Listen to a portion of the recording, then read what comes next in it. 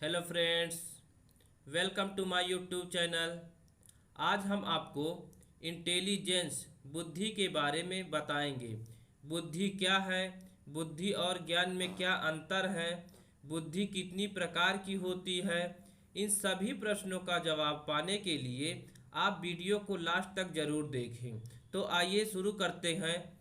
बुद्धि बुद्धि शब्द का सर्वप्रथम प्रयोग गाल्टन जी ने किया। बुद्धि के संप्रत्यय को मानसिक संक्रियाओं के रूप में औपचारिक बनाने का प्रथम प्रयास अल्फ्रेड बीने ने किया। बुद्धि क्या है, इस संबंध में 1910 में ब्रिटिश मनोवैज्ञानिकों का, 1921 में अमेरिकी मनोवैज्ञानिकों का तथा 1923 में विश्व के विभिन्न मनोवैज्ञानिकों का एक अंतर्राष्ट्रीय सम्मेलन आयोजित किया गया।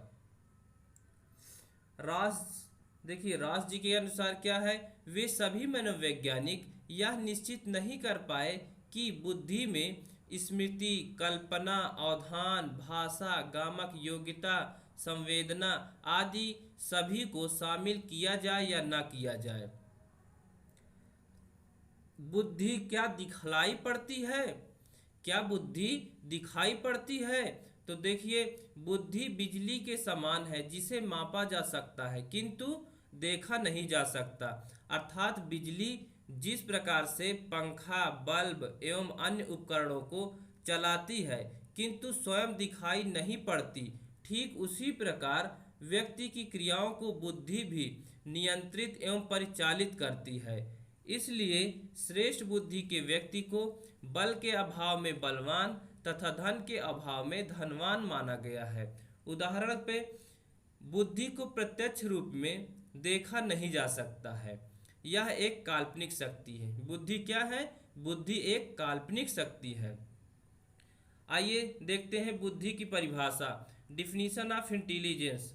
स्टर्न के अनुसार बुद्धि एक सामान्य योग्यता है जिसके द्वारा व्यक्ति नई परिस्थितियों में अपने विचारों को जानबूझकर समायोजित कर लेता है। वेस्लर के अनुसार क्या है?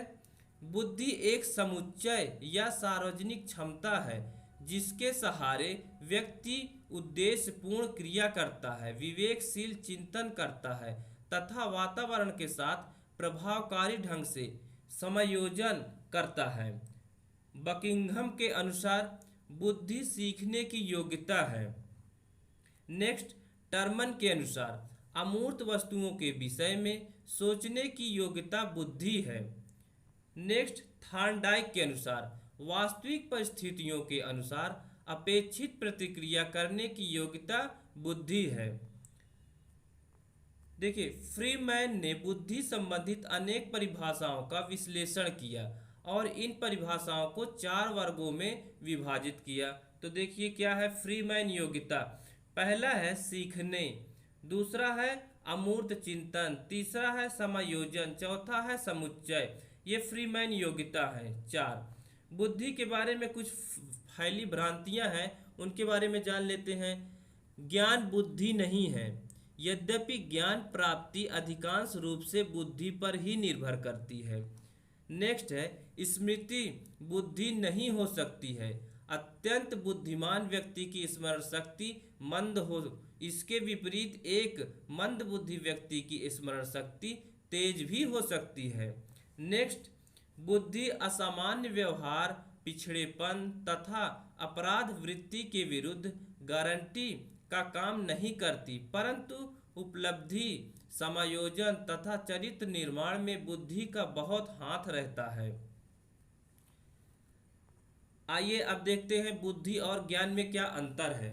तो सबसे पहले पहला नंबर है, बुद्धि वंशानुक्रम द्वारा प्राप्त एक जन्मजात शक्ति है, जबकि ज्ञान जो है वो अर्जित शक्ति है। ज्ञानार्जन वातावरण में होता है, यानी कि बुद्धि जो है वो हमें वंशानुक्रम से प्राप्त होता है और ज्ञान हम जो बाहरी वातावरण से प्राप्त करते हैं वो ज्ञान है।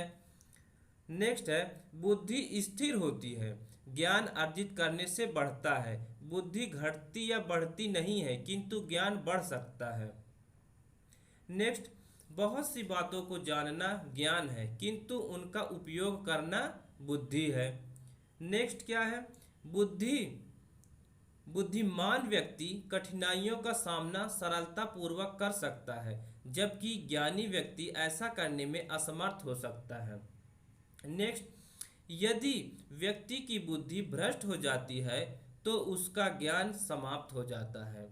नेक्स्ट, एक व्यक्ति विद्वान हो सकता है किंतु आवश्यक नहीं है कि वह बुद्धिमान भी हो। इसी प्रकार यह आवश्यक नहीं है कि जो बुद्धिमान होगा वह विद्वान भी होगा। तो ये दोनों एक दूसरे के अपोजिट हैं। बुद्धि की प्रकृति क्या है, नेचर ऑफ इंटेलिजेंस। बुद्धि जन्मजात शक्ति है। बुद्धि के उचित विकास के लिए पर्यावरण का महत्व है। मनुष्य की बुद्धि का विकास 20 वर्ष की आयु तक पूर्ण हो जाता है। यौगिक क्रियाओं योग द्वारा जन्मजात बुद्धि में वृद्धि संभव है। भारतीयों का दावा है कि यौगिक क्रियाओं द्वारा मनुष्य की जन्मजात बुद्धि में 30 से 40% तक वृद्धि की जा सकती है। लिंग भेद के कारण बुद्धि में कोई अंतर नहीं होता है, यानी कि अगर वो मेल है या फीमेल है तो उनके बुद्धि में कोई अंतर होगा तो उससे कोई अंतर नहीं होता है। बुद्धि सीखने की योग्यता है।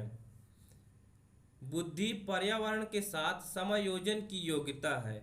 नेक्स्ट, बुद्धि अमूर्त चिंतन की योग्यता है। नेक्स्ट, बुद्धि समस्या समाधान की योग्यता है। बुद्धि विभिन्न योग्यताओं का समूह है। बुद्धि सर्वशक्तिशाली मानसिक शक्ति है जो सभी मानसिक योग्यताओं पर शासन करती है। नेक्स्ट, बुद्धि अमूर्त होती है जिसे छूकर या देखकर नहीं समझा जा सकता, वरन इसे व्यक्ति के व्यवहार को देखकर ही जाना जा सकता है। जिस प्रकार से ईमानदार व्यक्ति के व्यवहार से ईमानदारी दिखाई पड़ती है, ठीक उसी प्रकार से बुद्धिमान व्यक्ति के कार्यों से उसकी बुद्धिमानी का आभास होता है। आइए अब देखते हैं बुद्धि के प्रकार। गैरेट के अनुसार इन्होंने बुद्धि को 3 प्रकार बताया। कौन कौन से, देखिए, पहला है मूर्त बुद्धि, दूसरा है अमूर्त बुद्धि, तीसरा है सामाजिक बुद्धि। ये तीनों बुद्धि गैरेट जी के अनुसार है। अब देखिए इसमें थॉर्नडाइक के अनुसार क्या है, इन्होंने मूर्त बुद्धि को गामक या यांत्रिक बुद्धि बोला है, और दूसरा अमूर्त बुद्धि तो अमूर्त बुद्धि बोले। सामाजिक बुद्धि तीसरा। नोट, मूर्त बुद्धि को थॉर्नडाइक ने गामक या यांत्रिक बुद्धि बताया है। वही हमने बताया ना कि मूर्त बुद्धि को थॉर्नडाइक ने गामक या यांत्रिक बुद्धि बताया है।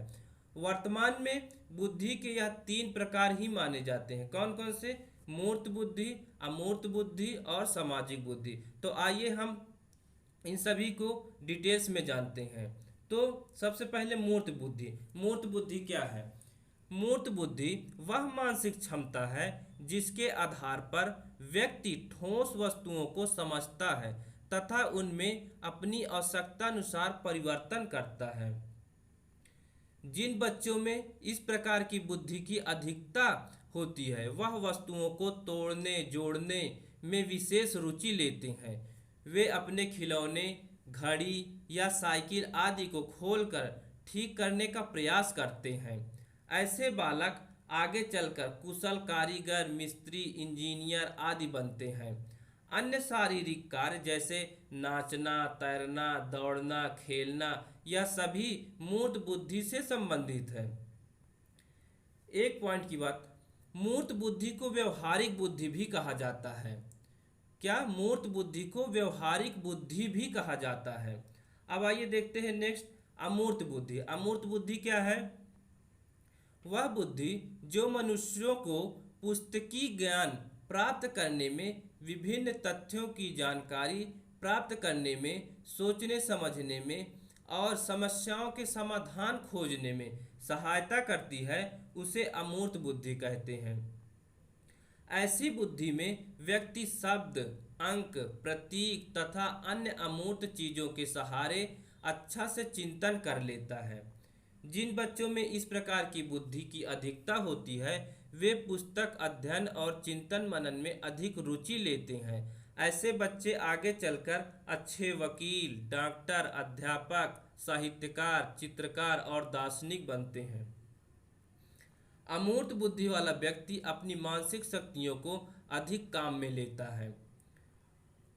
अमूर्त बुद्धि को सैद्धांतिक बुद्धि भी कहा जाता है। अमूर्त बुद्धि को सैद्धांतिक बुद्धि भी कहा जाता है। अब आइए लास्ट का देखते हैं हम, सामाजिक बुद्धि। सामाजिक बुद्धि क्या है? वह बुद्धि जो मनुष्य को अपने समाज में समायोजन करने एवं सामाजिक कार्यों में भाग लेने में सहायता करती है, उसे हम सामाजिक बुद्धि कहते हैं, या उसे हम सामाजिक बुद्धि कहा जाता है।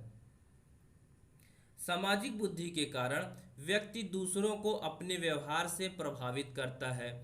इस प्रकार का व्यक्ति प्रसन्न, मिलनसार तथा सामाजिक कार्यों में रुचि लेता है। जब वो प्रसन्न रहेगा, मिलनसार रहेगा, तभी तो सामाजिक कार्यों में रुचि लेगा। सामाजिक बुद्धि के कारण ही व्यक्ति समाज में सफलतापूर्वक जीवन व्यतीत करता है। जिन बच्चों में इस प्रकार की बुद्धि की अधिकता होती है, वे आगे चलकर अच्छे व्यवसायी, सामाजिक कार्यकर्ता एवं राजनेता बनते हैं। तो मैं आशा करता हूँ कि आप लोगों को समझ में आया होगा कि बुद्धि क्या है, बुद्धि और ज्ञान में क्या अंतर है, और बुद्धि के प्रकार जैसे मैंने बताया, मूर्त, अमूर्त और सामाजिक। तो आई होप आपको ये वीडियो अच्छा लगा होगा।